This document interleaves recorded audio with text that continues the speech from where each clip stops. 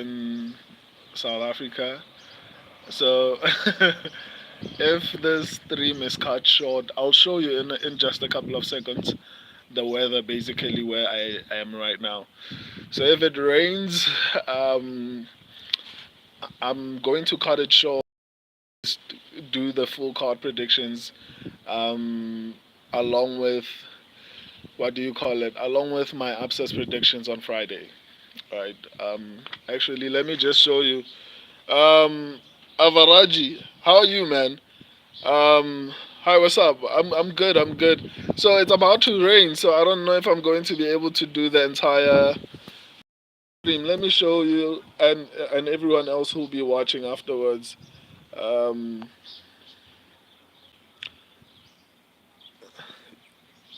that's you see. So just so that you understand, it's about to rain. So, Mama, handsome man, greetings from Korea. Tweezy, welcome to the stream, man. I was just telling everyone that it's about to rain, so if I disappear, I'm just going to do the final predictions. I'm just going to do the final predictions on on Friday. If ever it rains, then I'm going to do the final predictions on Friday. Um, a lot of people logged in and they thought maybe I was doing I don't know, a scenery video or something like that. Are you mocking the South Korean dude? He's coming. Luckily, he doesn't know English properly, so he can't be mad at you. So yeah, I'm going to be doing the predictions. This one I wanted to do like to break it down properly. I feel like I needed a couple of hours in order to do that, but the rain is just killing my vibe. Um, Arya, this place looks cool. This part of Africa you are living in. He's fine. Arya, yeah, that's my neighborhood. And funny part is, this is what is classified as the hood, right? It's very beautiful. And thank you for that. South Africa is a very beautiful place. Just that, unfortunately, the world wants us to seem like we are all covered by flies, so that's what is advertised, so that a lot of NPOs can get funding, right, to help the poor people in Africa. I mean, there is poverty. I'm not gonna sit here and say there's no poverty, but they act like we have no civilization, and yet when you look at my channel, it doesn't look like it was. Anyway, um, are my eyes bloodshot red? They've always been like that when I was younger. I don't know why, but my eyesight is perfect. Well, now that I'm getting a little bit older, yeah, I have to exercise a bit more, especially because like I have a channel that deals with.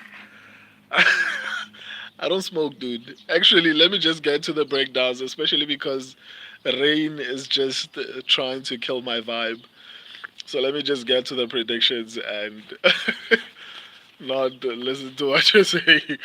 I'll respond to everyone in the comment section. As always, I'll respond to everyone once I'm done. I'll maybe occasionally I'll try to respond, but I'm going to respond to everyone essentially once I'm done. Let's get to it. UFC 309. Um, the opening fight, Veronica Hardy versus Eduarda Moura. My subscribers went with Veronica Hardy. I went with Eduarda Moura. By the way, for those who are new to the channel, last week I got 100%, but I need to make a disclaimer that I wasn't very confident about all my picks, right? So if you hear me saying I'm not very confident, I'm still picking that person because my strategy, I use a strategy in order to predict who's going to win and who's going to lose.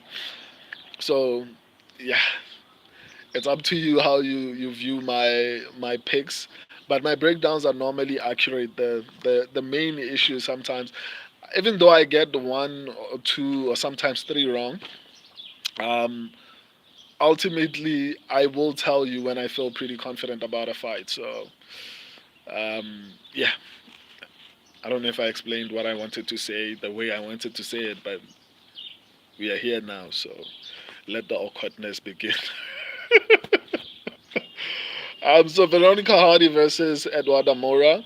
My subscribers went with Veronica Hardy. By the way, my subscribers also got 100%.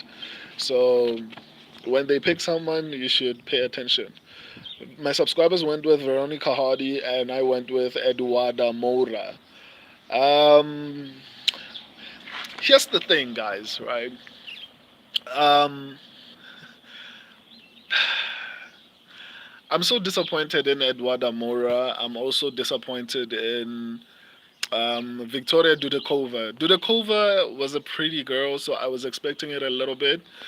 But with Eduarda Moura, especially because she was saying she's like the new Ronda Rousey or something like that. She trains with Jilton Almeida. So in my head, I was like, this girl is going to do really well. And she just got exposed. Was it against Denise Gomes? Hardy versus Moura is a hard one. Yeah, man, Tweezy, it's a very difficult one. For me, I feel like it's a very easy fight to predict it to some extent, but the problem for me is that Eduardo Moura performed horribly in the previous fight, so it's kind of difficult to actually have Tweezy Rich. I really like the move up though. Yeah, same here. That's basically what I was coming to. Um, she performed horribly, but it might be because of the weight cut. Probably the weight cut was not great for her cardio. Also, I mean, she has had I think a couple of fights in the UFC, one or two, or at most probably three. I think it's probably two fights if I'm not mistaken. So she's not. It's not like she's a seasoned fighter in the UFC, and she was bound to make a mistake. And I mean, losing to Denise Gomes, I think she lost to Denise Gomes. It's not a horrible loss. It's not the greatest, but it's not a horrible loss. But it exposed her because I feel like she was supposed to dominate. I can't remember who her opponent was. I think it was Denise Gomes. Hardy is too pretty. I'm afraid her. Yeah, yeah, man.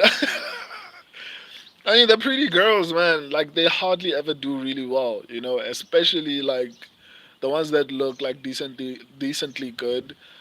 People like Dudakova, who was fighting Saigula, was fighting last week.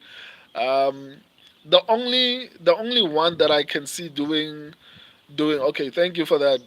Yeah, it was Denise Gomes. The only one who I'm seeing doing really well is Silva. Um, I forgot her name. I forgot her name. But her surname is Silva. Something Silva. She's tiny. I think she fights in the flyweight. Nonetheless, I'm getting off topic. In my opinion, I feel like Eduardo Moura should dominate this fight. Um, but when it comes to women's MMA, I sometimes Natalia Silva. Yeah, yeah. Thank you for that.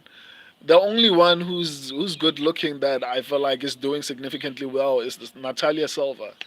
Apart from that, man, it's really difficult. Um, anyway, I feel like Eduardo Moura should actually dominate this fight.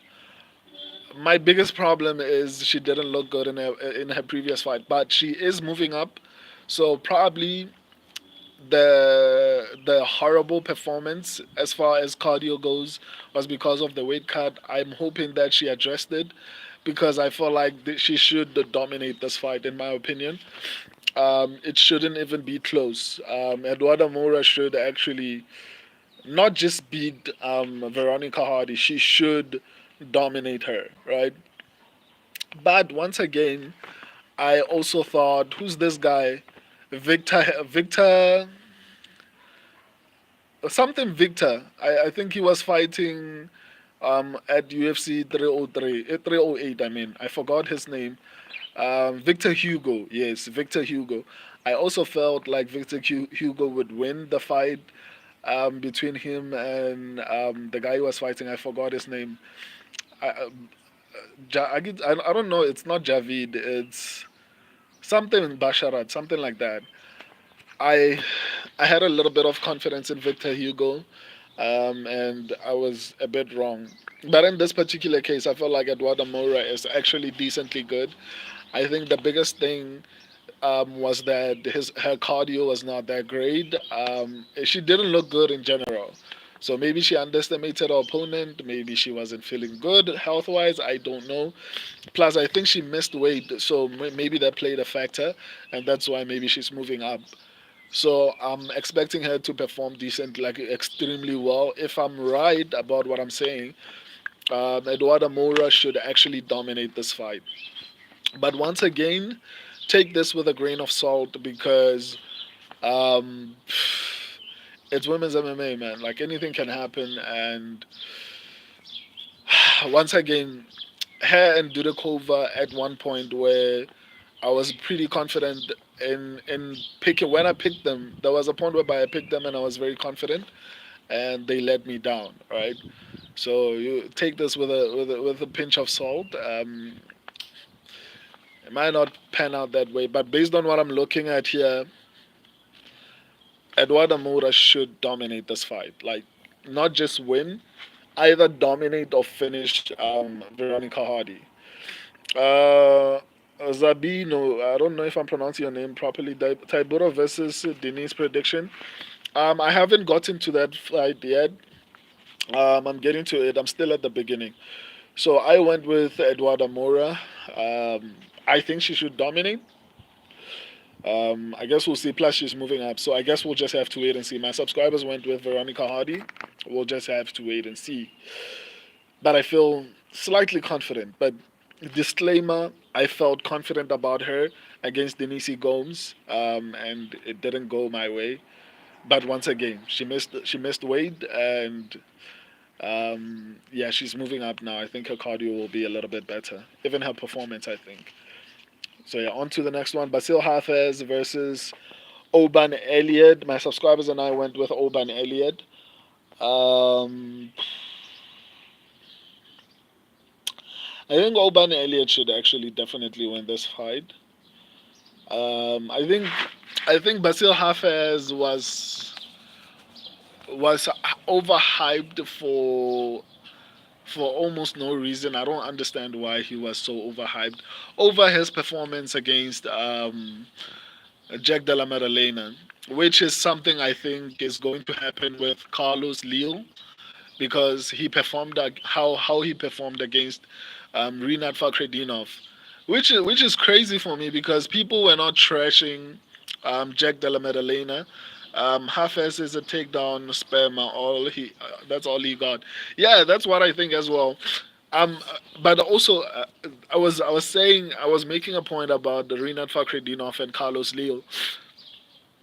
People were behaving the same way, but it's different now because they are really trashing Rinat Fakhretdinov. They are behaving like he's trash, right? But it seems like for me, it looks like these fighters are coming in allegedly. I'm not accusing anyone of anything, but their performance is different when they debut against the once they're in the UFC. The only person that I've ever seen whose performance outside the UFC, or rather in their debut in the UFC, has remained consistent is Diego Lopez. That's the only person I can recall performing significantly well even after the debut. But a lot of these fighters who are coming into the UFC, they normally, especially people who debuted and had great performances against ranked opponents. Just that the people who come to mind are Diego Lopez and Carlos Lille and obviously Basil Hafez. Those are the few people that I know, and out of the three of them, it's Diego Lopez who actually performs the way he did when he came to into the UFC. In fact, he looks a little bit better right now. So it looks to me like these people come in on something. I'm not saying this is a fact. That this is me speculating, right? I'm not saying they are on something, but their performances on their debut is different than when they are officially in the testing pool in the UFC, right? I Basil Hafez is probably the same way. I feel like Carlos Leo probably might not look that great in his next fight, and people will be trashing Rinat Fakhretdinov and be like, "Oh my God, look at Carlos Leo. He looks like trash." Um, it's the same as who's this guy who had like a really close fight with Felipe Dos Santos or something like that. He got into the UFC and close fight with not Manelka, but Mohamed Mokaev. And people were like, "Oh my God, Felipe Dos Santos." I don't know if I'm actually correct about that one, but I think it's Felipe Dos Santos. People were like, "Oh my God, Felipe Dos Santos is incredible." He took. Oh no, it wasn't Manel Kaab. It wasn't Mohamed Mokaev. It was Manel Kaab, I think. Yeah. So he came in and he gave him like a tough match, and then his subsequent performance were not as great. So for me, it just looks like these people come in on something. I don't know what. I'm not accusing anyone of anything. I'm basing this off of their performance on their debut and then once they're in the UFC. There's a bit of a difference for me. So for me, I think Basil Hafez is the same way. Carlos Leo is the same way. I am not going to put too much weight into his performance against Jack Della Maddalena. I'm going to look at his previous performance, and his previous performance was trash. And apart from that, my biggest concern is that he is a fight finisher, right? But the thing is, he's never, if I'm not mistaken, who has he finished in the UFC? I know he hasn't had that many fights in the UFC. Um, Tweezy Richard was Cub. Yeah, yeah, versus Felipe. Yeah, yeah, yeah. I had forgotten that. Before I continue, let me reply to Tweezy. JDM gave up like 5 takedowns off Gillies. Orban gonna keep it upright. I also think so too. I don't think he's going to make the same mistakes. Um, Zabino, the most interesting fight in my opinion is the one with Jonathan Martinez. I think he will win. He fought with a top and McGee, not Martinez, with low kicks, and should have solved the problem. I don't know if I'm understanding you, but I think you're saying McGee is going to win the fight. But I'll get to it. We'll talk about it once I get to it. I just want to get this Hafez thing out of the way. My biggest concern with Basil Hafez is his finishing rate, right? He is a fight finisher, unfortunately. But the thing is, he hasn't finished anyone in the UFC so far. Um, at the same time, maybe it's because he's still new to the UFC, so his fighting abilities might improve as time progresses. That's highly possible. Um, but I don't know, man. All he has is takedowns, and I don't think it's gonna be that easy against Oban Elliott. Let me see if I'm right. Yeah, I'm right. I don't think it's gonna be that easy against Oban Elliott. I think Oban Elliott is going to be a little bit tricky to get down. And I feel like Jack Della Maddalena was giving Basil Hafez opportunities to actually take him down by what do you call it, pulling the guillotine and everything like that. I don't think he was making smart fighting decisions. It's starting to rain a little bit, but it's fine. I'll wait for it to get horrible before I move. But nonetheless, so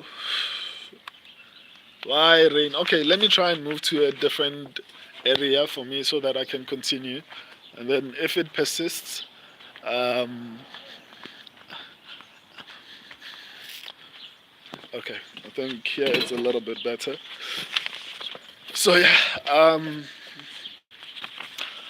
I think Oban Elliott should actually win this fight. I'm actually a little bit worried, not too worried, but I'm a little bit worried about this particular fight because obviously, even though I'm trashing Basil Hafez, I don't know enough about him.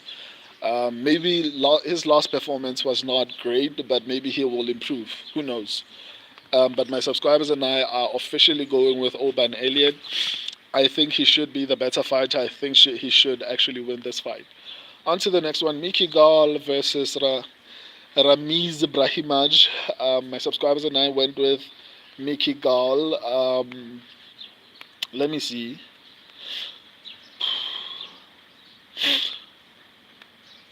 This is going to be a tricky fight, man. I mean, Mickey Gall is good on the ground, but I think I would give the advantage on the ground to Ramiz Brahimaj. On the feed, I mean, both of them are not incredible strikers, but I would give the advantage to Mickey Gall. He has the reach. I think he has a little bit more power. So hard to be confident on either guy for Gall versus Rami. I agree, man. Like, it's a very challenging fight, but I feel like Mickey Gall has the ability to maybe nullify Ramiz Brahimaj's quality skills, basically.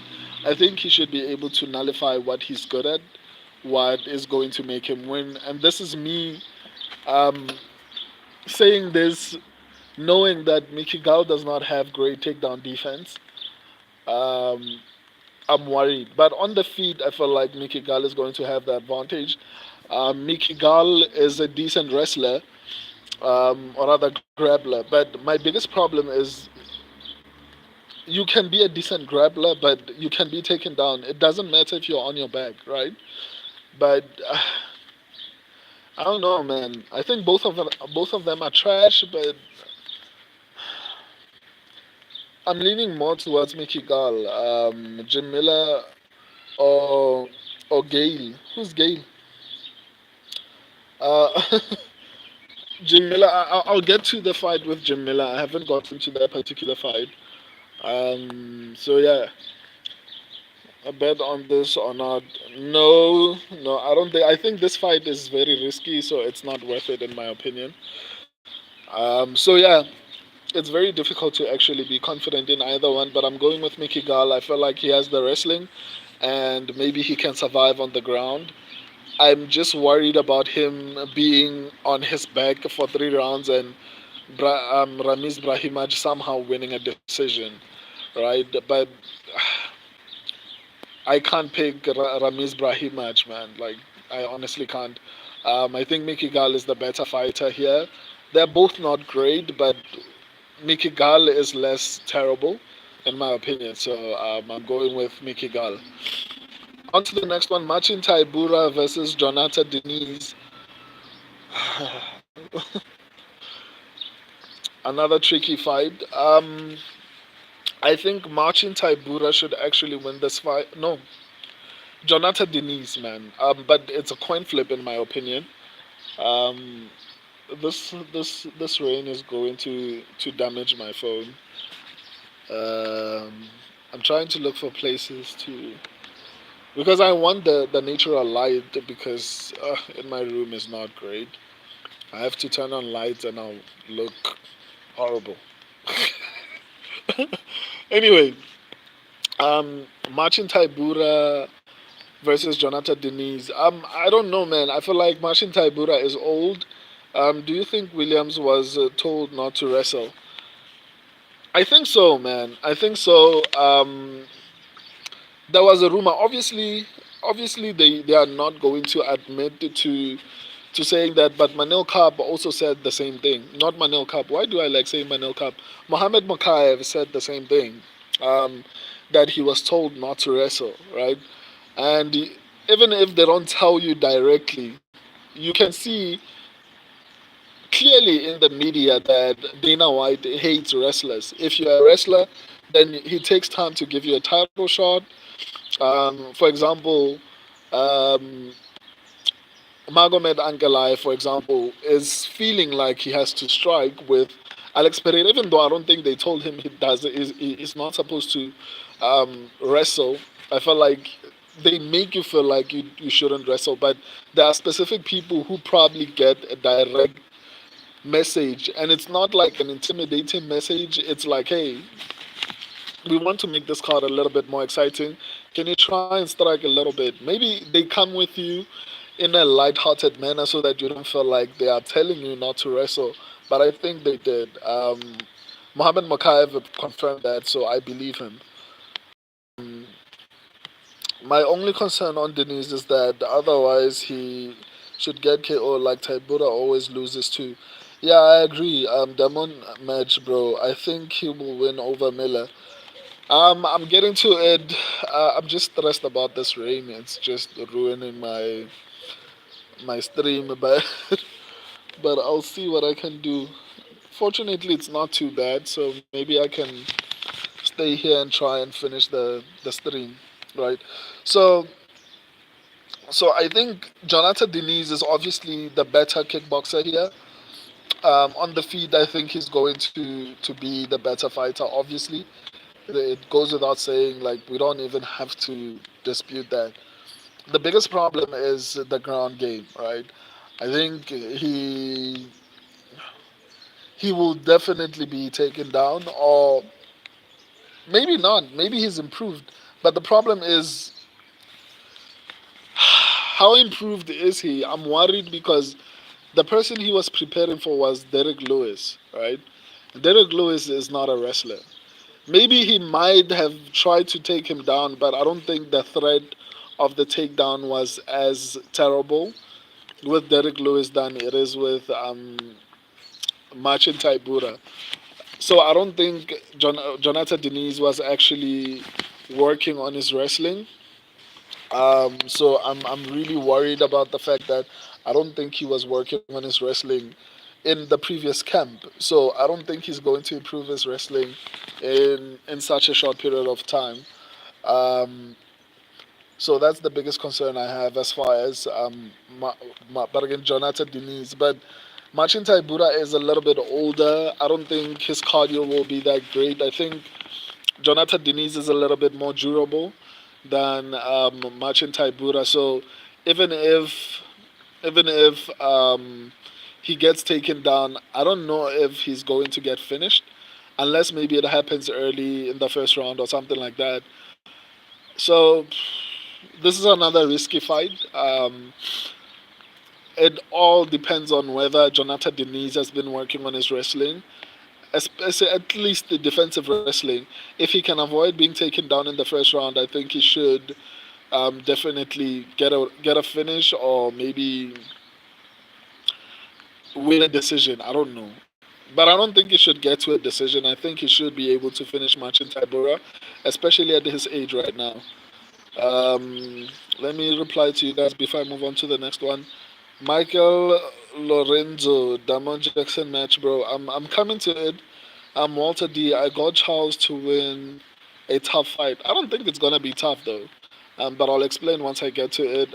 Walter D, 35 versus 37-year-old, pretty close age. Nah, man. You'd think it's a pretty close age, but I don't think so. I don't think so. I should have gotten an umbrella. Anyway, I don't think it's pretty close because here's the thing: once you hit 35 in combat sports, your ability to fight decreases, right?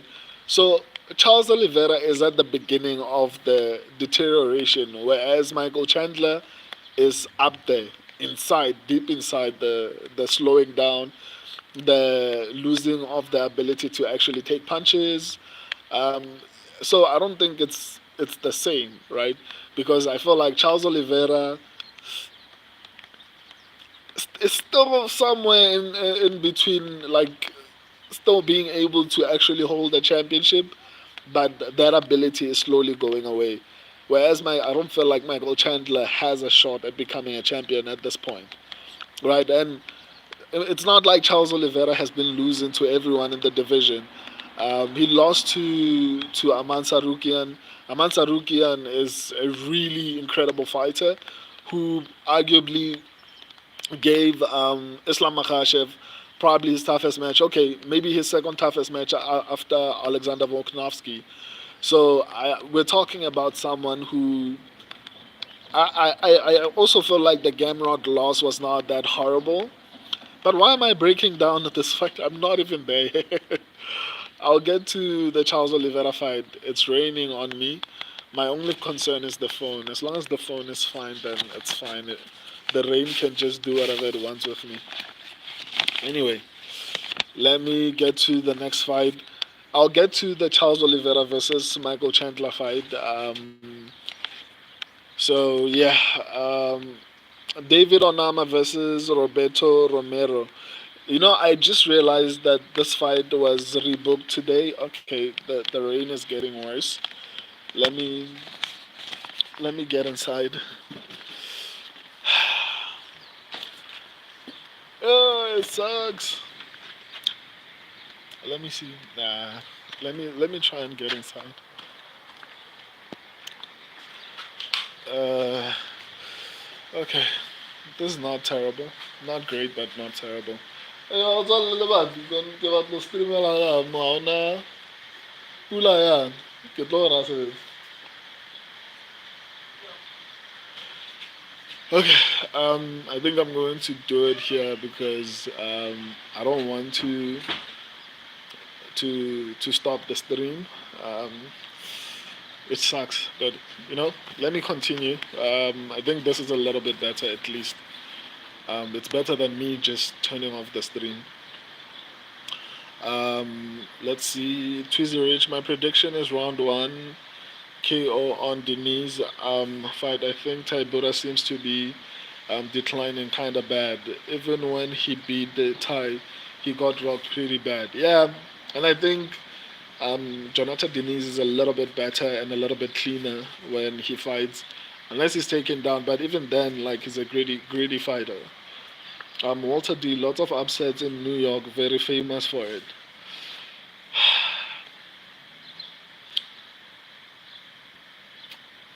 I don't know, man.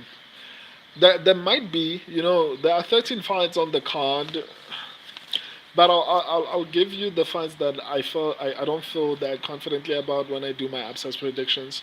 I don't know if there are going to be that many upsets. I mean, I see potentially four possible upsets. I don't know, but I need time to digest all the information and maybe give you my thoughts on who I think is going to get the upset, right? So let me see. Tweezy Rich Oliveira is still elite. I don't think Alman versus Chandler would be that close. Yeah, good point, Tweezy. I actually didn't see it that way. You make a very solid point. I don't think if Michael Chandler fought Aman Sarukian, I don't think it was going to be that close. I felt like Aman Sarukian would have probably finished Michael Chandler. So good point, Tweezy. Thank you for that. Walter D, I thought Bro was old versus Aman. Not really. I think the biggest difference there was wrestling versus jiu-jitsu. I think that was the biggest problem. And Aman looked a little bit improved as far as striking, right? But there was never a point whereby Aman Sarukian was not dominating, right? He was able to get out of dangerous positions. Um, the rain is a little bit better, so let me go back to my position. um, I mean, Aman Sarukian was not dominant. I mean, Charles Oliveira was not dominated in that fight. So I disagree with the idea that once again I'm going back to breaking down the fight. Okay, I'll get back to you guys. I'm not going to respond until I'm done with the stream because now I'm breaking down a fight I haven't even gotten to. Let me just reply to the who are the confident picks. Um, Walter D. I thought he looked old body wise. I'll explain.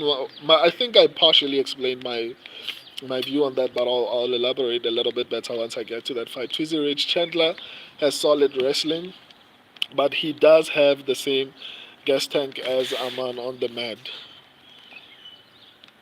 Oh, but he doesn't have the same gas tank as Aman on the mat. Yeah, I agree. Plus, I don't think Aman Sarukian would be submitted by what do you call him, Dustin Poirier. Like that was a horrible look for Michael Chandler. So I don't think that guy beats Charles Oliveira. Anyway, um, David Onama versus Roberto Romero.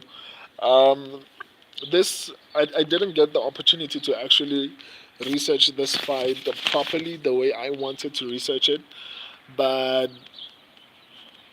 I don't know, man. I think David Onama has better finishing abilities. Okay, let me actually try to give you a little bit of information and break it down instead of just saying I just saw it. So I felt like David Onama has better finishing abilities. Um, he's going to have the experience here. He has a full camp, and it's not like the guy he's fighting. What's his name? Roberto Romero. Yeah, Roberto Romero. It's not like the guy is a complete scrub. He might be, but I mean, he trains where Team Oyama or something like that. That's where I think Carla Esparza was training. And Carla Esparza, well, irrespective of how you feel about her, she is a former two-time champion. So a team that's able to produce champions is a decent team, right? Even if it's a female champion, but still, it's a decent team. And he has fought. I wouldn't say horrible. It's not like Zach Scroggin, like the people he's fought. Like, let me actually tell you the records of the opponents he's fought. Right, he fought a guy in his first fight. He fought a guy who's 1-0. Then he fought a guy who's 3-0. He lost to this guy, and then he fought a guy who's 1-3. He lost to this guy. This is early in his career, by the way. He fought a guy who's 0-1. He won. He fought a guy who's 1-1. Obviously, he won. He fought a guy who's 2-1. He won. He fought a guy who's 4-0. He won. He fought another guy who's 4-0. He won. He fought a guy who's 0-1. He won. He fought a guy who's 10-2. He won. 5-2. He lost. And then the last fight he had was a guy who is 26, 14-2. So it's not the best level of opponents, but it's a little bit better than Zach Scroggin. But okay, but nonetheless, I don't know, man. I haven't done enough research, but I feel like Onama has the better team here. I feel like Onama has experience. He's not old. Like, I think everything is in Oyama's side, or it's in his court. Like, if he loses this, I mean, it looks badly for him. But I think David Onama should actually win this one. I can't really say if he's safe or not, but yeah, man, like I love Onama's team, man. I think he has a pretty solid team. So yeah, I think he should actually definitely win this fight. Tuesday Rich, a reminder that we got old gloves for this event. I'm playing coils a little bit more this card. I don't think. Do you really think gloves influence the KOs? I don't know. Maybe. I guess it's possible. I guess. Anyway, on to the next one. Jim Miller versus the Damon Jackson. My subscribers and I went with Jim Miller. Jim Miller, Jim Miller, Jim Miller. Here's the thing, guys.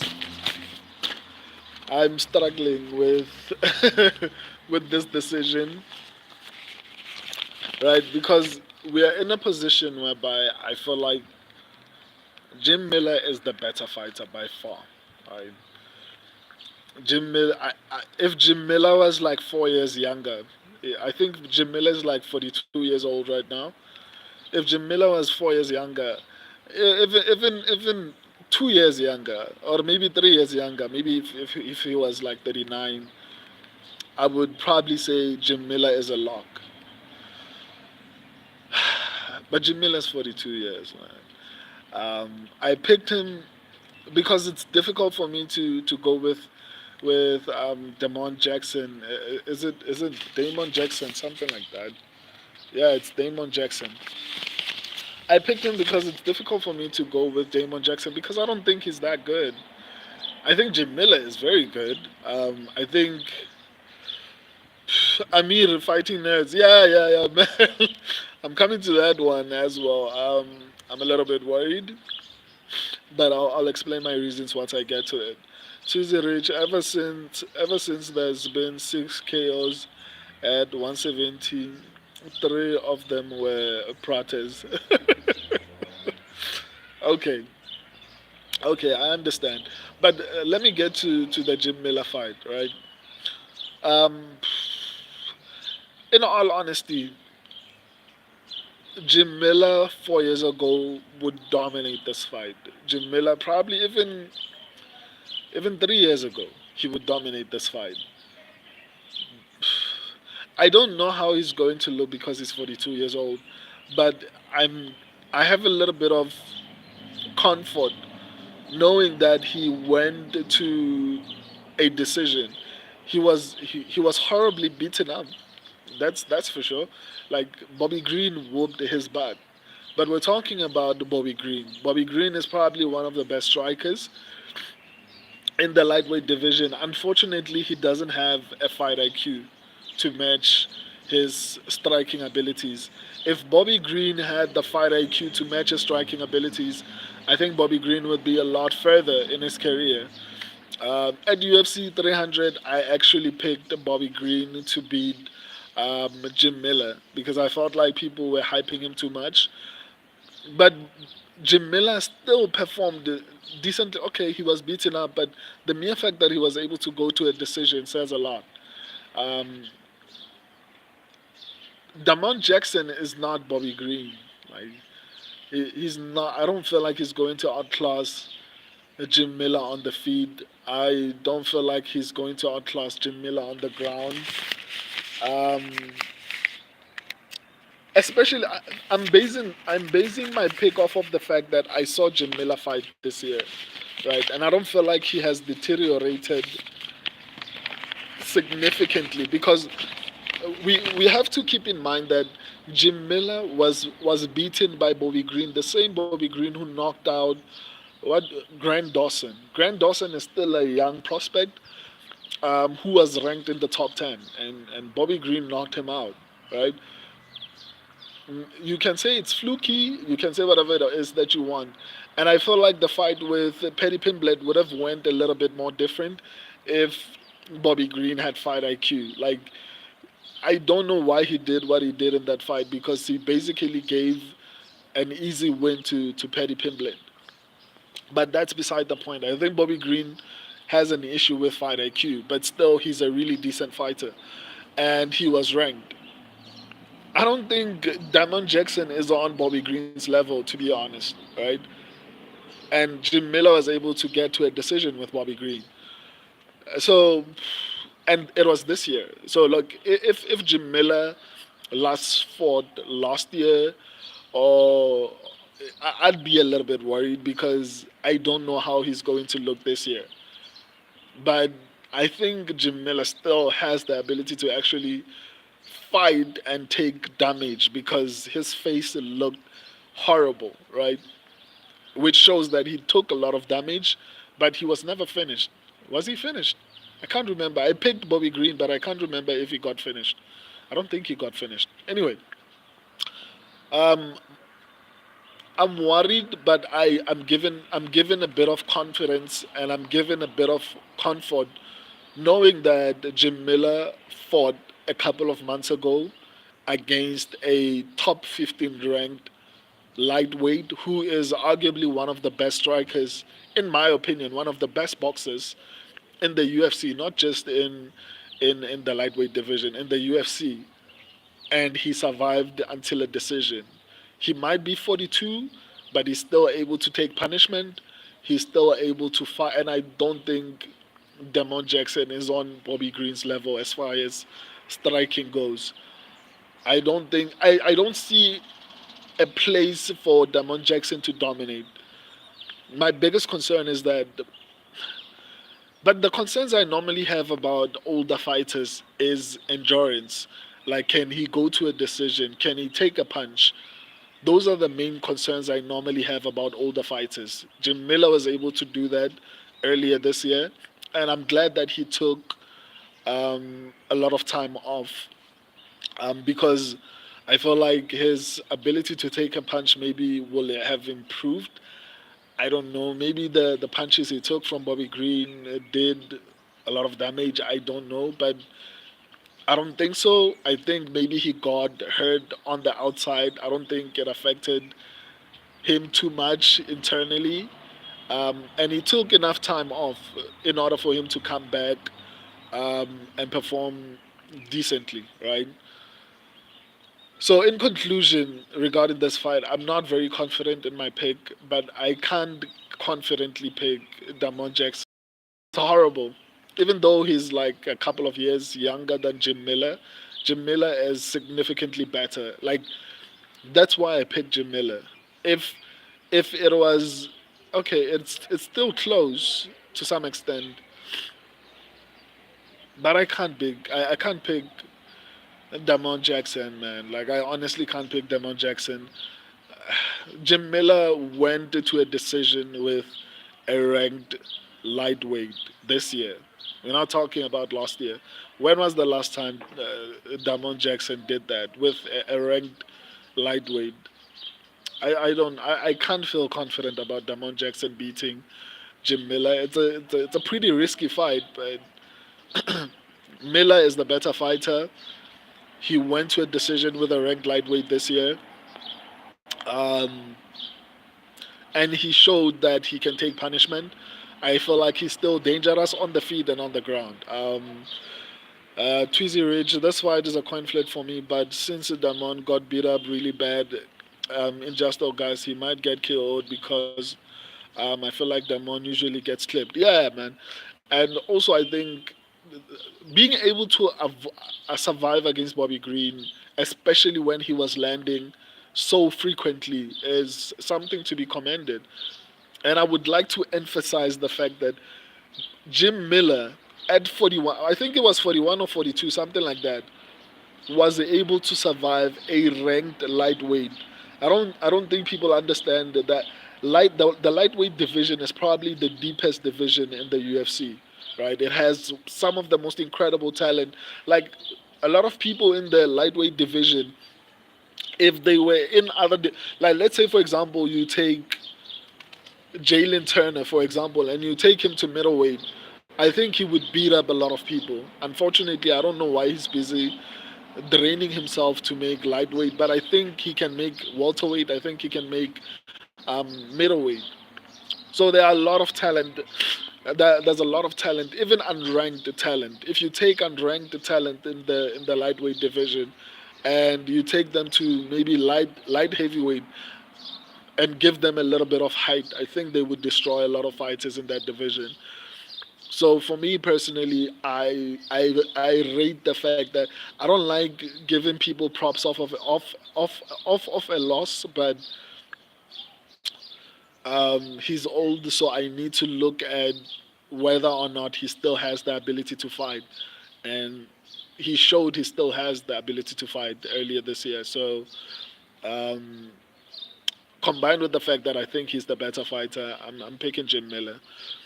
Before I move on to the next one, Treasy Rich, at the end of the day, Damon did beat Alexander Hernandez, and Alexander beat up Jim pretty bad, to be fair. I just don't love how fast Damon's returning when he's already chinny. I feel he will get caught.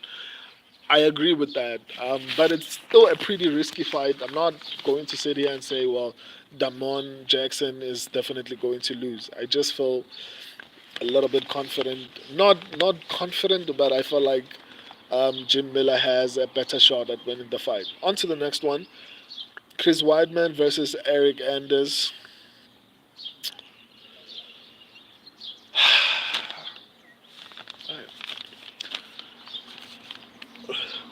I hate cards like this because I just feel like I might get a couple of fights wrong.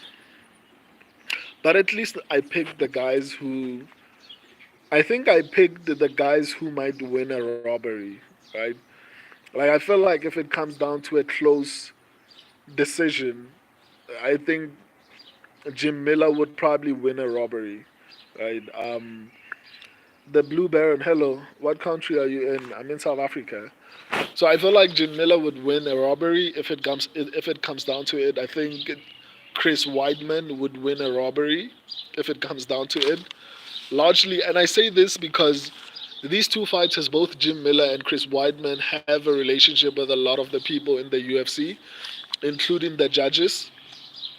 So they are probably going to be biased um, towards these particular veterans. So if it comes down to it, I feel like Jim Miller and Chris Weidman would win a robbery. So I think I picked the right people because this is going to be a close. These are going to be close fights, right? Chris Weidman. I know a lot of people are criticizing Chris Weidman. I'm one of them for how he won against Bruno Silva. But are you in Johannesburg? No, I'm in Pretoria. I think a lot of the world knows Johannesburg, but Pretoria is pretty beautiful. Actually, let me show you Pretoria, or where I live. Actually, you probably can't see it properly, but yeah, this is. Anyway, let me get to the prediction. Why do you look like Gideon? Okay, maybe I should stop responding to comments until I'm done. So Chris Weidman, right? Um, I'm not in a gated area. No, no, it's actually the hood. Anyway, Chris Weidman. I think he was beating up. I think he was beating up. What do you call him? Um, Bruno Silva. Even though he won with a double eye poke finish, double eye poke jab or whatever you want to call it. I think apart from that, and maybe it's because Bruno Silva was unable to actually get off his offense because he was afraid of being poked in the eye. You could make that argument, but the point is, Chris Weidman, even if you ignore the eye pokes, even if you ignore the fouls, I feel like Chris Weidman was doing a little bit better in that particular fight. Um, but again, he's also old, man. Like, it's so hard because on one hand, you know that this fighter is a little bit better. Um, do you think crime is getting worse in South Africa? Yeah, I'll respond. Let me actually just continue doing this. I'll respond to, but I do think it's getting worse in South Africa. Unfortunately, we have a government that's not doing enough. We experience it like I'm a legal practitioner, and where I work, we have an issue of burglary and stuff like that. So yeah, it is. Um, it's a different topic that I don't want to speak too much about on this particular stream. Anyway, Weidman. So I think Chris Weidman is also the better fighter in this particular fight. I think he looked good in his previous fight, minus the eye pokes. Um, Eric Anders, I mean, he does have KO power, but he's just not good, man. Like, he's younger, but at least Chris Weidman is not as old as Jim Miller. And on top of that, I'm suspecting Chris Weidman of being on something because he looked horrible in the fight against Brett Tavares. And then all of a sudden against Bruno Silva, he looks like, and he was even talking about, yeah, I can make a title run.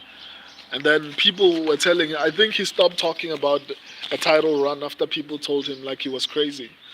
But nonetheless, he looks very suspicious. That performance was very suspicious. Just go back and look at the fight. I know he fouled Bruno Silva, and I'm one of the people that were upset because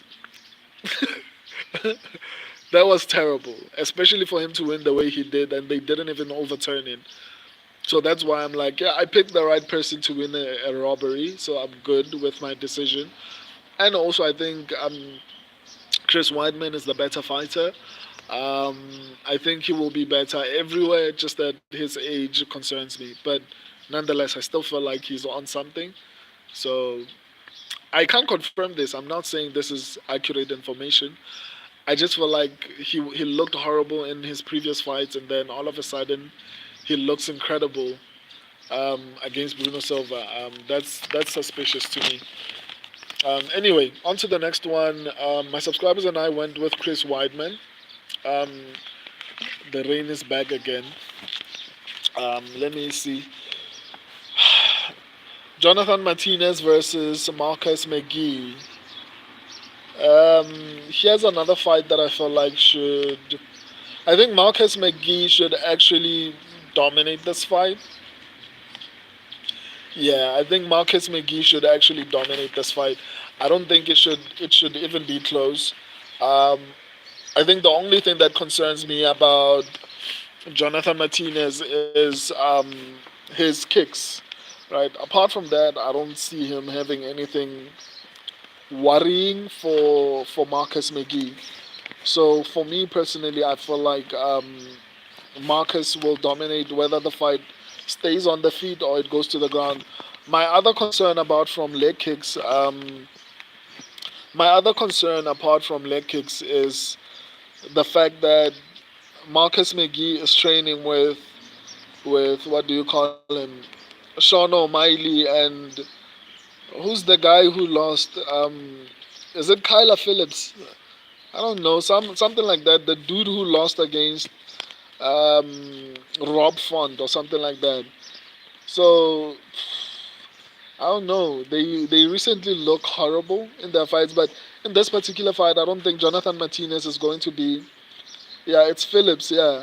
So I don't think in this fight, Jonathan Martinez is going to be the better grappler.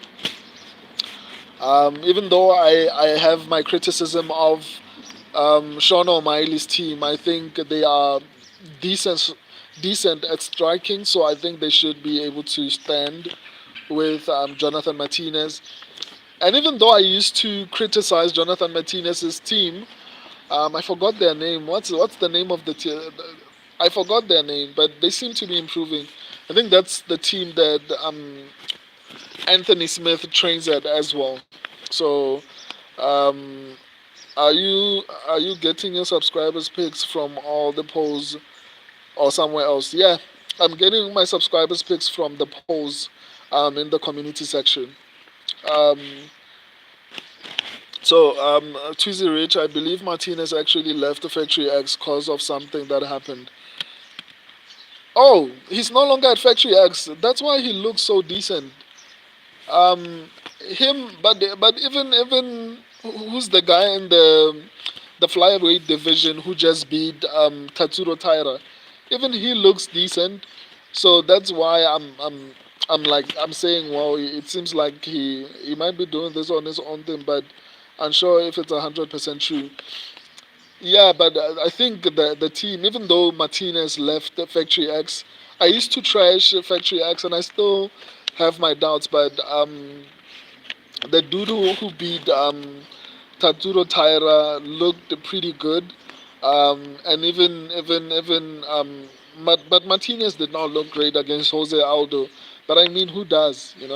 Especially if you decide to strike with Jose Aldo, you probably won't look good against him. But nonetheless, I think Marcus McGee should actually win this one. And Red, Reval started his own gym. Oh, wow. Seemingly, all these people that are improving are no longer with Factory X. Weird. So I was right about what I was saying because I'm busy giving props, and every time I mention a fighter, no, he left. No, he left.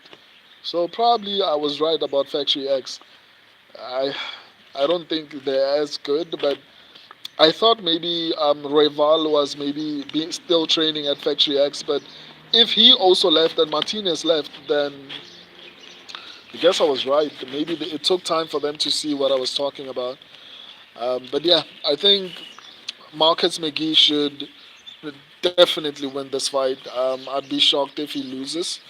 I think he should dominate and maybe potentially finish the fight. So yeah, on to the next one. Mauricio Rufy versus James Lontop. My subscribers and I went with Mauricio Rufy. By the way, I don't know if I was giving you my picks. So my subscribers and I went with Jim Miller, Chris Weidman. Um, my subscribers went with Jonathan Martinez. I went with Marcus McGee.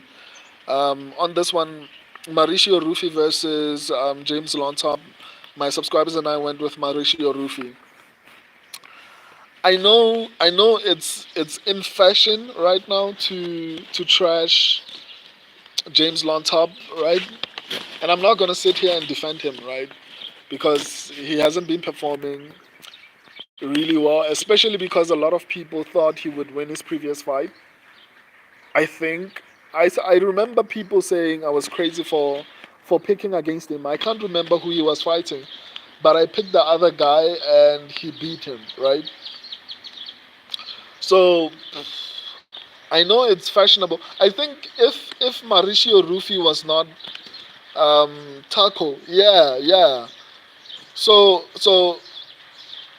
if Mauricio Rufy was not fighting um, Cheeky Boy, my brother, God bless, man. Thank you. So if Mauricio Rufy, what do you call it? Yeah, Mauricio Rufy was not fighting out of fighting nerds. I wouldn't be as confident as I am in him because I feel like the fight will be close on the feet.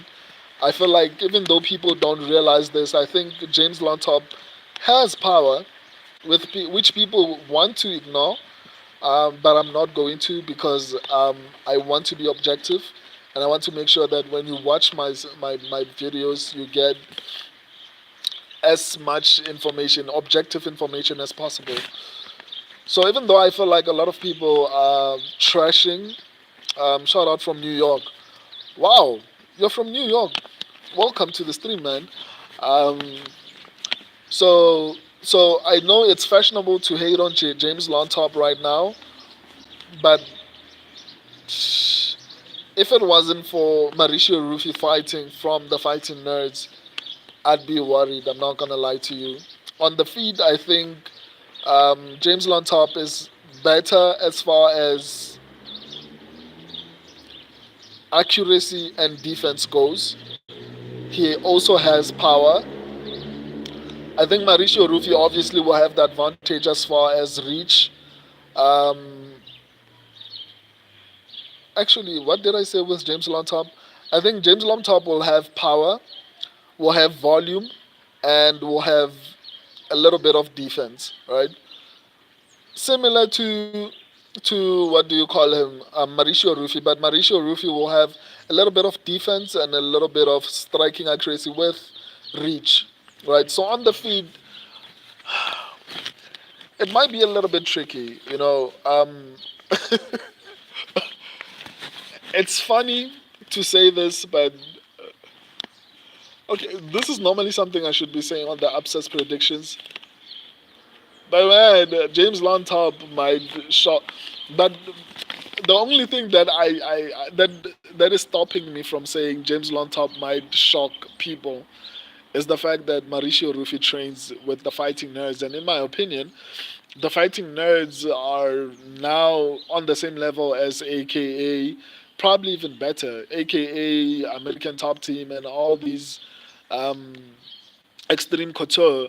I think they are on that level at this point, probably even better. So I think because he has a really good team behind him, I think they are going to be able to prepare him um, properly. Um, but yeah, I'm not as confident as a lot of people are in Mauricio Rufy. And keep in mind, on my if you're new to the channel, there's a section on the video section. By the way, if you're new to the channel, go to the shorts community and video section. There's so much information on the channel. But back to my point. When you go to my video section, I do this video where I call it say risky and safe picks, right? I give you the fights that I feel pretty confident. It's basically pick confidence. My pick confidence and my subscribers pick confidence in our predictions, right? And in that pick confidence, I did say that Mauricio Rufi is safe, meaning I feel pretty confident, or rather, my strategy, according to my strategy, which got me 100% last week, by the way, according to my prediction strategy, Mauricio Rufi should actually win this fight dominantly, right? The probability of him losing is not as high. But I also do extra research before I do my live streams. And that research it's telling me that yeah, I don't know, man. I just don't feel as confident in Mauricio Rufi as I did before, especially because James Lontop is also very durable. He's not easy to get out of there. So you can call him trash if you want to, but I think he has the ability to shock a lot of people. But yeah, my subscribers and I are going with Mauricio Rufi. Um, on to the next one. Um, let me see. Should I let me respond before I proceed? Um, Chikwi Point. In your opinion, brother, how would you think John Jones and Oliveira will win their fight? Sub points or TKO? It's hard to say for both, right? But on John Jones, I'd go with submission. But maybe Stipe is prepared for John Jones's ground game because even though Stipe is not the greatest wrestler, I assume that he knows that probably John Jones might try to um, grapple with him, especially because that's what he did to Cyril Gahn, and I'm sure Stipe probably won't want that to happen to him.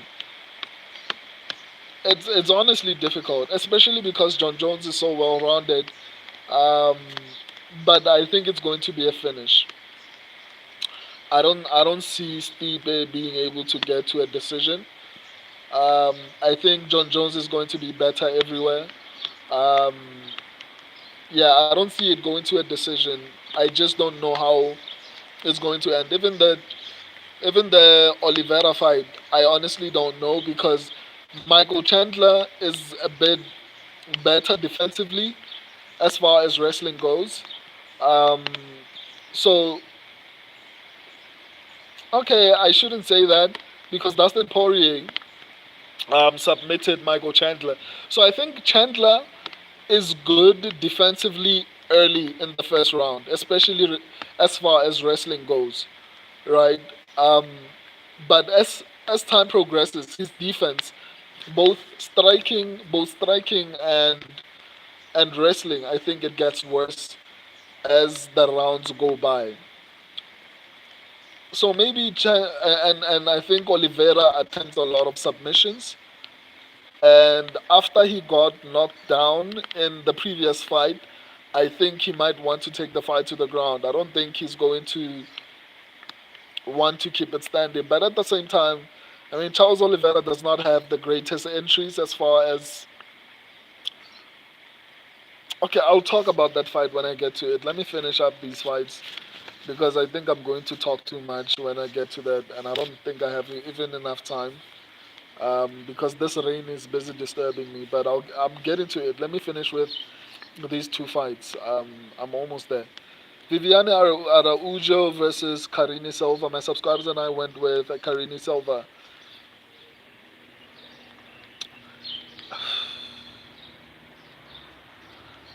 I'm also worried here, but Viviane Araujo is a little bit old now, so the worry is not as high. I think on the feet, Viviane Araujo will be significantly better. On the ground, obviously, Karine Silva will dominate. Um, but I think Silva has a little bit more power, in my opinion, than Viviane Araujo. So that might be the equalizer, right? Yeah, if Viviane Araujo was a little bit younger, I'd be more worried. But because of the age, I don't feel too worried about her doing anything significantly. I don't think she's going to be able to defend Karini Silva's takedowns.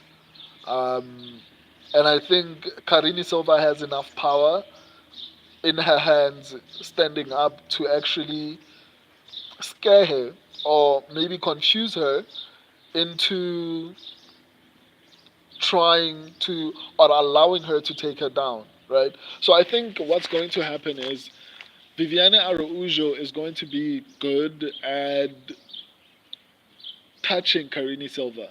Like I could see her maybe jabbing and touching her up, like point fighting basically. I think she's going to be better at point fighting Karini Silva.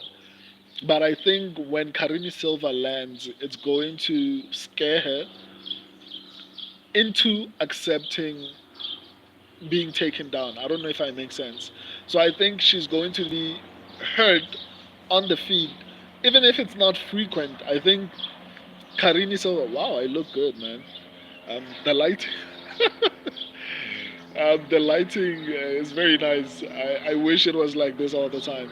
Anyway, I think Karini Silva is going to have enough power to actually make or hurt Viviane Araujo enough to actually get her to the ground.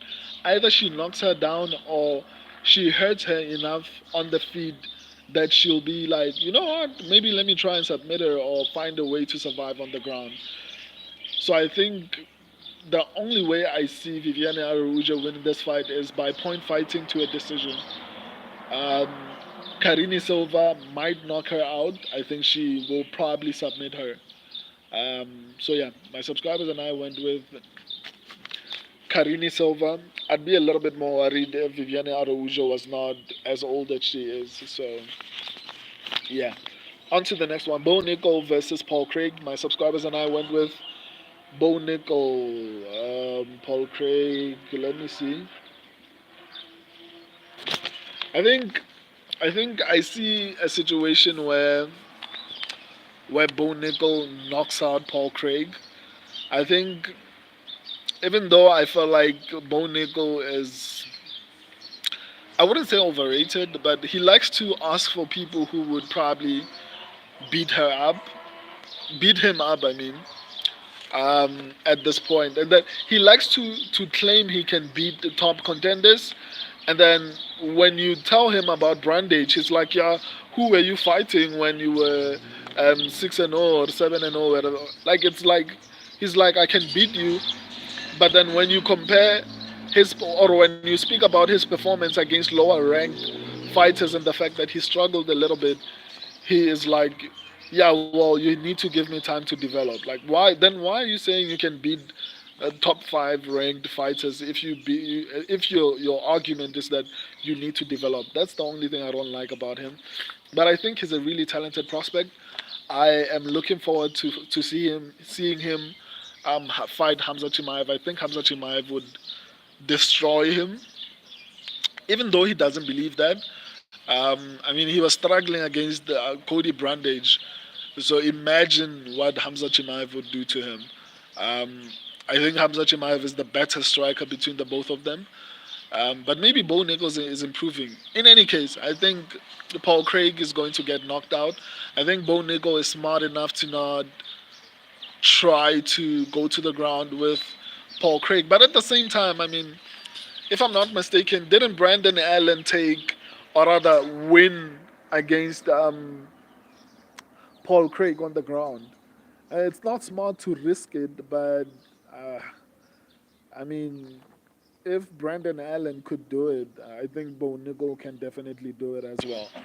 So I wouldn't be too worried if it goes to the ground, especially Craig is also old now, and Brandon Allen was able to do it. So, like I said, if Allen was able to do it, I think Bo Nickal can actually do it as well. So yeah, it's I'm not very worried about that one. So yeah, on to the next one. Um, Charles Oliveira versus Michael Chandler. My subscribers and I went with Charles Oliveira. Let's speak about Charles Oliveira, my people, my people, my people. Let's speak about Charles Oliveira. Wow, I like how I look on this video. I need to take a picture once I'm done. Let's speak about Charles Oliveira. A lot of people seem to think that Michael Chandler has the ability to get the upset, right? Sure, sure, sure, Lana. I get where they're coming from, right? Because in the first fight, which is what most people are talking about, they're like, oh, in the first fight, Charles Oliveira was knocked down by Michael Chandler, and if that round wasn't ending, he was going to lose. Which is a very solid point. I mean, like I'm not going to even argue that point. But let's look at what Charles Oliveira and Michael Chandler went on to do after they fought each other. Charles Oliveira became the UFC lightweight champion, right? I think he defended against Justin Gaethje. He submitted Justin Gaethje, and of course he got dropped. But he defended against Justin Gaethje, and he defended against Dustin Poirier. Submitted both of them, right? The two people who beat up Michael Chandler, by the way, I think that's something we're forgetting. Um, which is something people seem to be forgetting somehow. It's not MMA math, but we have to look at this information because it seems like people are forgetting that even though Chandler dropped Charles Oliveira finished both the people who beat Michael Chandler, which are Dustin Poirier and Justin Gaethje. Justin Gaethje beat the living crap out of Michael Chandler. Dustin Poirier submitted Michael Chandler. Charles Oliveira submitted both Justin Gaethje and um, Dustin Poirier. That's number one, right? Those are two common opponents that both Charles Oliveira and Michael Chandler have. Michael Chandler lost a decision and a submission to both of them, and Charles Oliveira submitted both of them. Right? That's the difference. Those are two common opponents. That's number one. Number two, Michael Chandler went on to fight people who are not even in the top 10 of the pound for pound rankings. Right? I don't like to give too much weight in on onto these rankings, but when you look at the people who are in these rankings, we're talking about people who are on long streaks. We're talking about Islam Makhachev, we're talking about John Jones, Alex Pereira, Ilya Tuporia. Like we're talking about long reigning fighters, long reigning champions. So both Dustin Poirier and Justin Gaethje are not even in the top 10 of that list, right? Charles Oliveira went on to fight Islam Makhachev.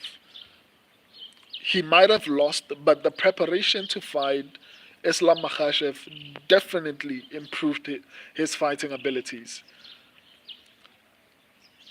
I don't think fighting Dustin Poirier or Justin Gaethje will may or rather made Michael Chandler improve, especially because he also lost and lost badly. So I don't think those two fights made him improve. Let's look at the people he's beaten in the UFC. Dan Hooker, when everyone was beating Dan Hooker, when Dan Hooker was probably going through a midlife crisis, um, which is a solid point because now Dan Hooker has a lot of tattoos all over his body. So clearly he was going through something because he didn't have tattoos when Michael Chandler was beating him up, right?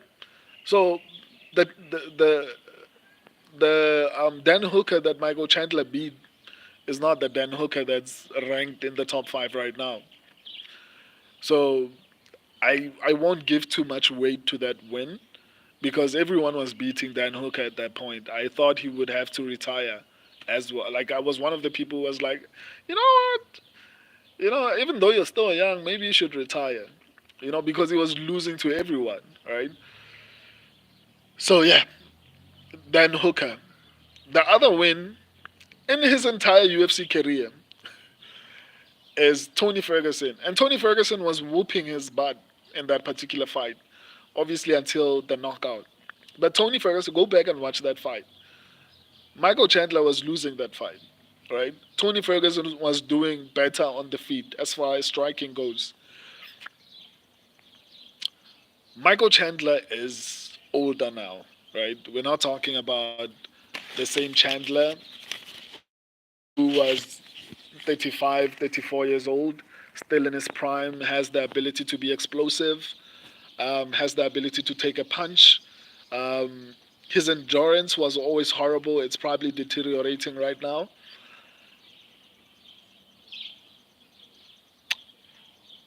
When we look at my Charles Oliveira once again was prepared for Islam Makhachev twice, right? He prepared him when he was defending his belt, even though it was vacated. I still say he was defending it. He prepared him for that fight. He then obviously lost. He beat Banil Dariush, who was basically beating almost everyone. Basically everyone, not almost. He was beating everyone until he fought Charles Oliveira. And then he prepared for Islam Makhachev again. Unfortunately, he got injured, but still, he had a camp for Islam Makhachev the second time around, right? And then he fought Aman Sarukian.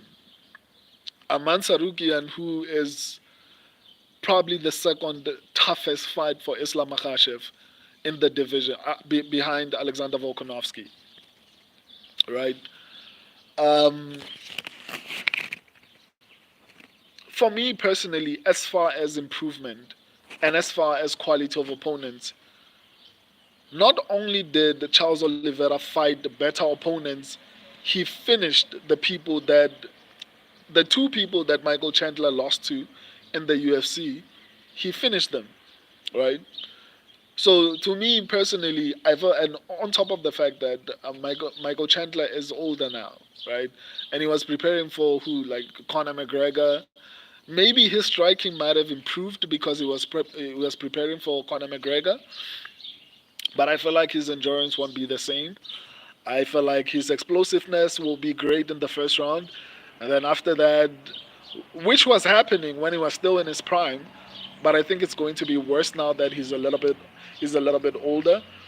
I think Charles Oliveira being able to go to a decision with Aman Zarukian still shows how good he still is because I don't think Michael Chandler. I think even Tweezy made the same argument. I don't think Michael Chandler would lost to a decision with Aman Sarukian. I think Aman Sarukian would finish. If Dustin Poirier was able to submit Michael Chandler, I think Aman Sarukian would be able to submit Michael Chandler or even knock him out, right? So, and I understand that the argument is that Charles Oliveira does not have great striking defense. It's not like Michael Chandler has great defense, and I think Oliveira's defense, as far as striking, has improved significantly. Right. So for me personally, I honestly feel like, in summary, before I move on to the next fight, I feel like Michael Chandler has not been fighting the level of opponents that Charles Oliveira has been fighting.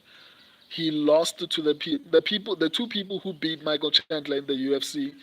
Charles Oliveira finished them in the first or second round.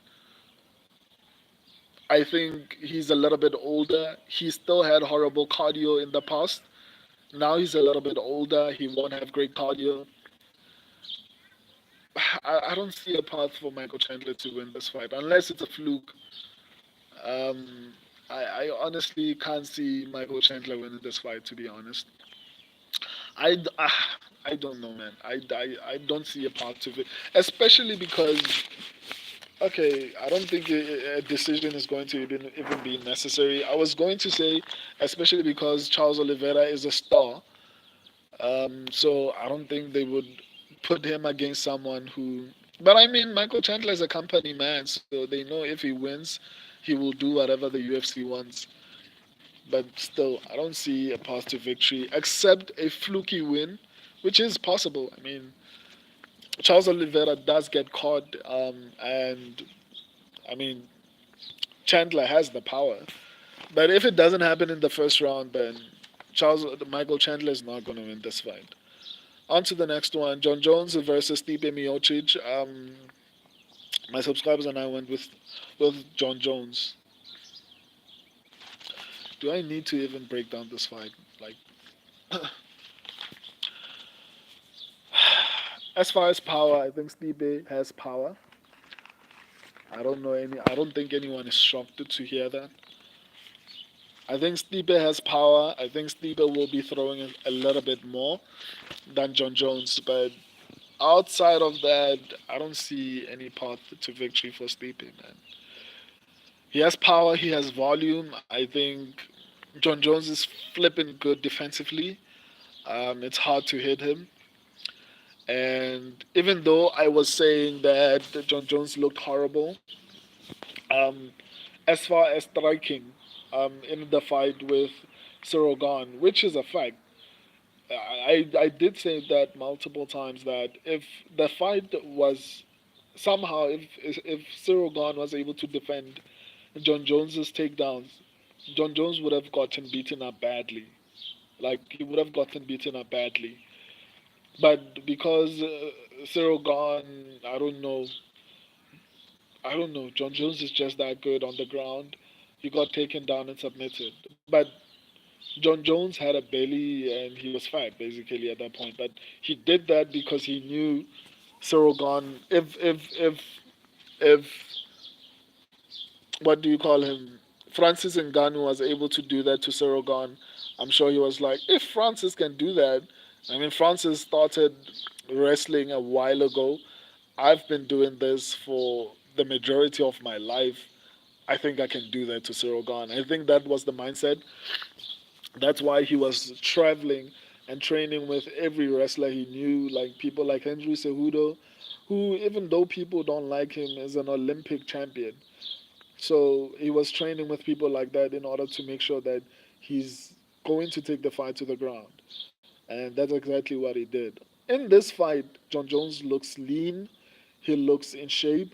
That means it tells me John Jones is going to try to strike with with Stipe because he anticipates that it's probably not going to be as easy as it was to submit Cyril Gahn, to submit Stipe Miocic, at least early. He might be able to submit him, but maybe in the second or third round. That's where I see it happening. It probably won't happen in the first round, and I think John Jones realizes that I probably might have to strike with Stipe Miocic. So John Jones, if you look at John Jones, especially even though weigh-ins have not come yet, he's been wearing a hoodie all this time. I think you'll see how in shape John Jones is in the weigh-ins. Like he's in shape. You can see it with his face. His face tells you the difference. If you want to see what I'm talking about, look at John Jones' face when he was wearing the heavyweight championship, and look at his face right now. It'll tell you all you need to know about how healthy John Jones is. He lost a lot of weight. I'm 100% sure, not 100%, but I'm sure. I wouldn't be shocked if he has a six pack right now. But my point is, John Jones is healthy right now. So I could see him knowing that it's going to be difficult to take Stipe down early.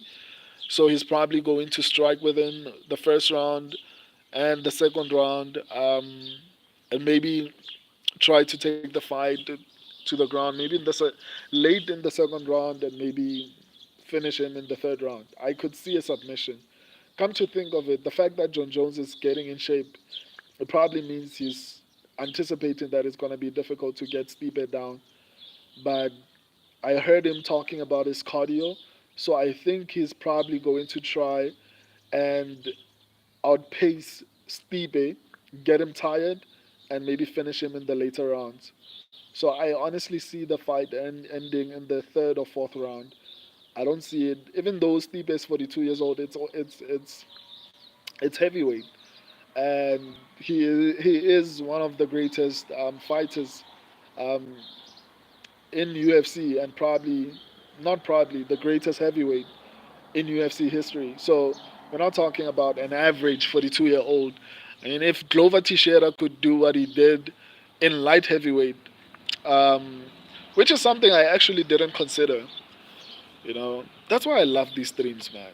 That's why I love these streams. They actually unlock a different part of my brain. So I didn't think about Glover actually. Glover became a champion at what age? I think he became a champion at like 40, 42, 43, or 44, something like that. It was after 42, definitely after 42. Glover became a champion, and that's light heavyweight. So at heavyweight, I think Stipe is not the same as he was, but now that I think about it, it might be a little bit tricky. But still, even if both of them were healthy, even if both of them were in their prime, I still felt like John Jones would beat Stipe up. But it's probably not going to be as easy as I thought it would be because, like I said, Glover Teixeira was able to win a championship, and and I know the argument can say, well, the light heavyweight division is not that great. Nah, fam. Like I think Jan Blahovic especially when Glover Teixeira beat him. I think at that age, Jan Blahovic would beat up a lot of heavyweights if he had the frame. I think Jan Blahovic is a significantly better. The fact that he was able to have, keep in mind that there are who are the people who were able to take um, Alex Pereira to a decision. Yeah, I think it's Jan Blahovic alone in the UFC. Oh, and I think Bruno Silva, if I'm not mistaken, but Bruno Silva does not count. So in the UFC, Jan Blahovic I think is the only person who was able to take Alex Pereira to a decision, and he is the first person to defeat Israel Adesanya. So Jan Blahovic is not like an average fighter that you can just run through. And Glover Teixeira was able to submit him. I wanted to say, I wanted to criticize Jan Blahovic and say, well, he's not that great, but he was the first person to beat Israel Adesanya. Granted, Israel Adesanya was smaller and had horrible takedown defense at lightweight, but still, he was the first person to beat him, and he took um, Alex Pereira to a decision, something no one has been able to do in the UFC. I'm not going to count before Alex Pereira became a champion. I'm talking about after Alex Pereira held gold. I think Jan Blahovic is the only person who's ever been able to take Alex Pereira to a decision. Israel Adesanya came close, and Israel Adesanya remains the only person who's ever beaten Alex Pereira. So I think my point is, if Jan Blahovic was able to take Alex Pereira to a decision and beat Israel Adesanya, I think he was a decent fighter for Glover Teixeira to actually beat at the age that he did. So I'm making the argument that I think maybe it's possible for elite level, and he had a war with Yuri Prohaska, but I mean Yuri has horrible defense, so he's not a good example, and he didn't have a great ground game, which gave Glover an advantage as far as the fight goes, which he was winning until he got submitted. So I think maybe Stipe might have a shot. Come to think of it, I wouldn't be sure. Plus, I think the power. Stipe has volume. I think he will throw a little bit more than John Jones. I think Stipe will also have the power to finish the fight, but I think the power will be there early, maybe in the first round. But John Jones is good defensively, so I don't think he's going to get clipped or get caught easily. So Yeah, I have a different view of the heavyweight, or rather the main event. Maybe I might get excited now because I wasn't excited, to be honest, for this whole entire card. Because Michael Chandler, what is he going to do? He lost to Dustin Poirier and Justin Gaethje. Charles Oliveira finished them both. Charles Oliveira has been facing better competition, pound for pound number one. Islam Makhachev, he prepared for the pound for pound number one twice, while Michael Chandler was busy losing to Dustin Poirier and Justin Gaethje and being beaten up by Tony Ferguson before the finish. Like it was hard to get excited about this card, but now I'm a little bit excited. I still think John Jones is going to win pretty definitively, even if it goes to a decision, which I doubt. Um, but it might. Who knows? Especially now that I think that Glover was able to do it at light heavyweight, so it might happen. So yeah, that's my breakdown. I'll be back probably tomorrow. I want to speak about John Jones and the Tom Aspinall situation. So I'm still deciding whether I should go live tomorrow or not. But if I don't, I'll see you Friday for the upsets predictions. If I do, you'll just see me going live tomorrow. Let me respond to your comments so I can bounce. Um, and Rod, do you think Rufi can get a sub? I don't know. I think that fight is going to be close. The only way I see, maybe, you know what, it's the fighting nerds, but I think the fighting nerds are smart enough to know where they are good and where to capitalize in a fight. So I don't think they're going to try to do something they're not really good at. They are going to make sure that they avoid situations that do not favor them. Um, I think Rufi will probably be chasing a knockout, not a submission.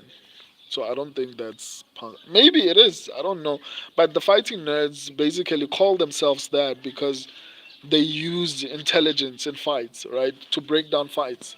That's what Caio Borrallo said. Basically, they mix intelligence with fighting, and that's what makes them different, according to Caio, and it's working.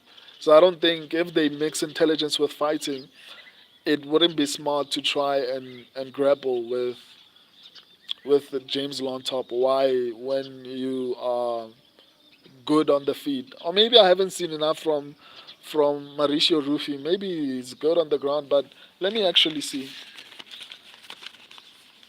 Nah, I didn't see anything that says Mauricio Ruffi.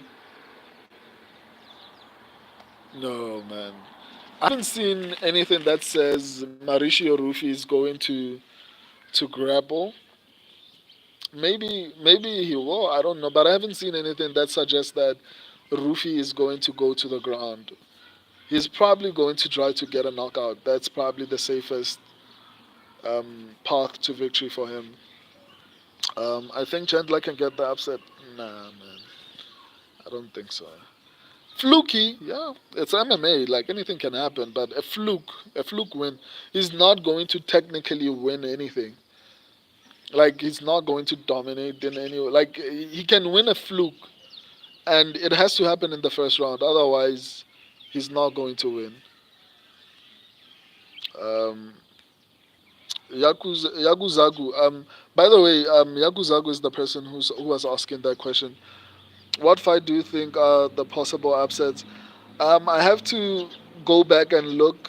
Um, I'll do the upsets predictions on Friday. Amir, do you think Rufi finds the KO since Long Top never been chin before? If anyone can find a KO, I think it's um, people from the fighting nerds.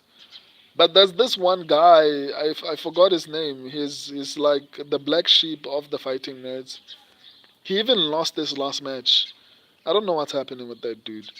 So hopefully Rufi does not turn into him because Jin Silva, Carlos Prates, Caio Baralho is not that great in my opinion. I think he's overhyped. Um, I think he lose. Pretty. I don't see him holding a title. But the thing is, he's trying to improve. But I don't know, man. I just feel like he's a step behind, right? He's very well rounded, and that helps him. That's the only advantage I see for Caio Baralho. The people who I feel like would be problematic, or rather, the one person who I feel like has championship abilities is Jin Silva. Carlos Prates needs to work on his takedown defense. If he fights someone like Sean Brady, Bilal Muhammad, Shafkat Rakhmonov, even Colby Covington and Kamaru Usman, I think he's going to have a serious problem. So I don't know about the Prates looks good, but there are some few things that he needs to improve on before I can feel confident in him. So what was the question? I think Mauricio Rufi can actually chin him. Cheesy Rich, a microphone. Whose microphone, dude? I don't know who that is. Cheesy Rich decision. Once upon an oil fest, Lon Top is trash. Okay, cool. He might be trash, but I don't know, man. I think it's he might make it tricky. I almost said trashy. Like, see the things that you are making me say. Yaguzagu, does Anders have a chance over Whiteman, guys? I think so. I think so. It's not like Whiteman is, but my argument is I feel like Whiteman is on something. I can't support this with any solid argument. I just feel like he's on something. Tweezy Rich, I think he does personally. Yeah, he does have a shot. I honestly agree. Tweezy Rich, coin flip. Yep, I agree. Tweezy Rich, cause I mean Bruno Silva just looked awful recently. Not gonna put too much on that. The Whiteman eye poke fest and Tavares just got smoked by Park.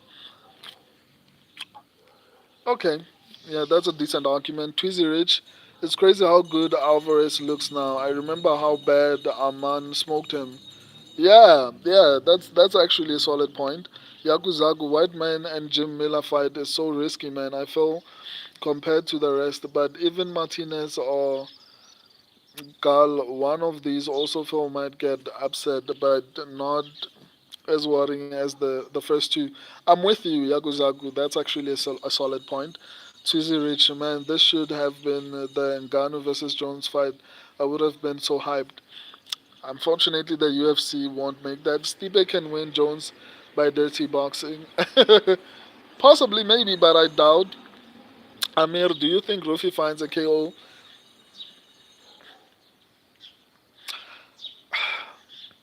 I think Lon Top is durable and he has power.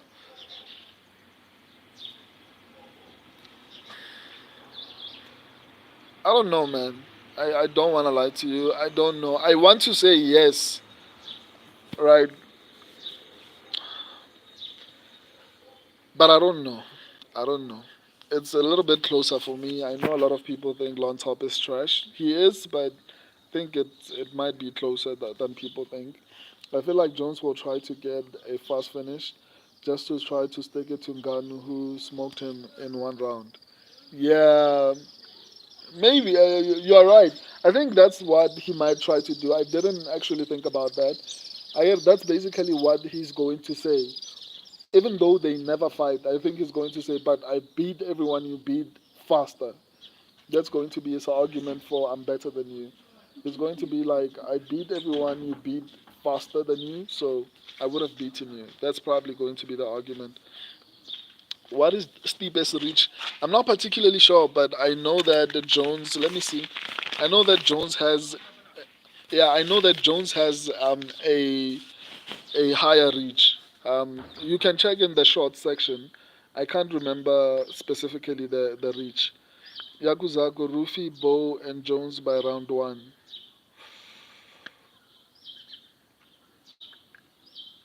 Mm. Bow Nickel is very crazy. It's very possible. John Jones, very possible. Even Rufy, but I wouldn't be so confident about Rufy. But yeah, it's possible as well. Bomberclad.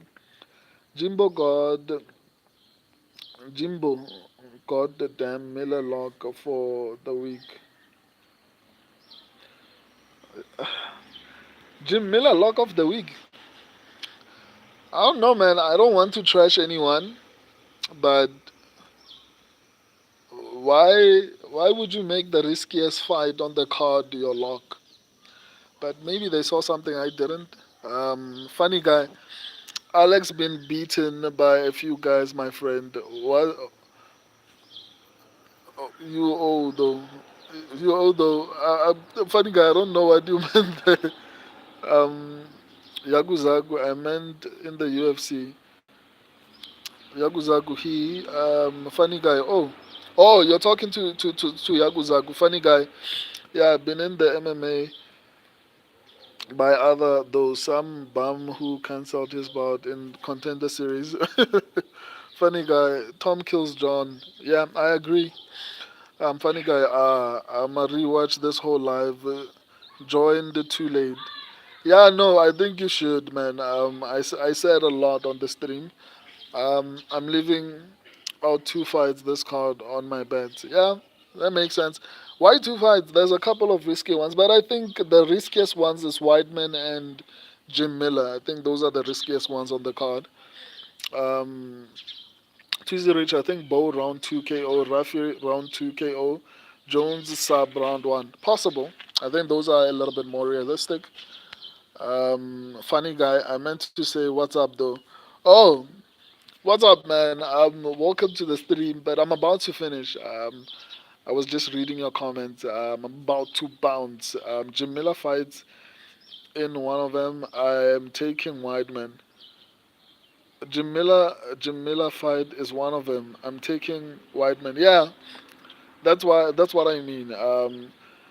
Dave Lojoy, Hafez win or lose, he's not gonna. I don't think Hafez is going to win this fight. I love and appreciate all of you. I think I might do another stream tomorrow, focusing on John Jones and the whole Aspinall situation. But the one that I can confirm definitely is the upset predictions on Friday. Um, but I might. I'm not sure. That's why I say I might do another stream tomorrow. Let me reply before I bounce. A funny guy. Whiteman will win. Probably can't trust a guy who loses to Andre Barrial.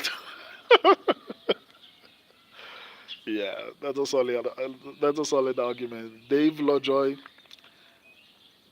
everyone picking against Hafez. I mean, he looked like trash in his last fight. He doesn't look like he can finish anyone, even though his record says he finishes fights. He was clearly finishing people in the regional scene, but since he came into the UFC and since his performance against Jack Della Maddalena, he hasn't looked the same. So that makes me feel like he was on something.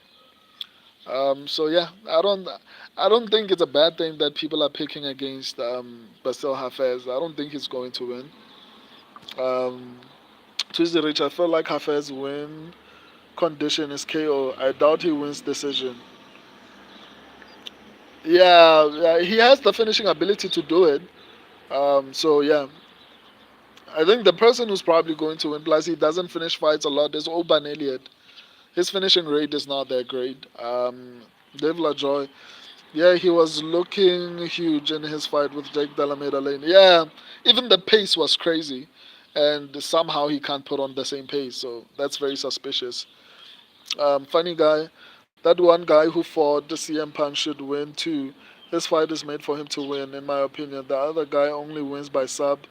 Good, good pick and choice. The guy who chose never been sub. Okay, forgot his name. Oh, okay. But I'm going with Mickey Gall in that fight. You mean Ramiz Brahimaj? Guys, I have to. Subbed. Yeah. I don't know if you're talking about Mickey Gall or Rahim Brahimaj. I'm about to leave. I'm about to bounce, guys. We'll talk tomorrow or Friday. I love and appreciate all of you. Until next time, see you in the comment section. Let me reply. Dave Lee Joy. No, no. Okay, let me finish. Jonathan Dennis KO will be exposed by Taibura grappling. Yeah, we'll talk tomorrow or Friday specifically. I love and appreciate all of you. Um, See you in the comment section. Deuces.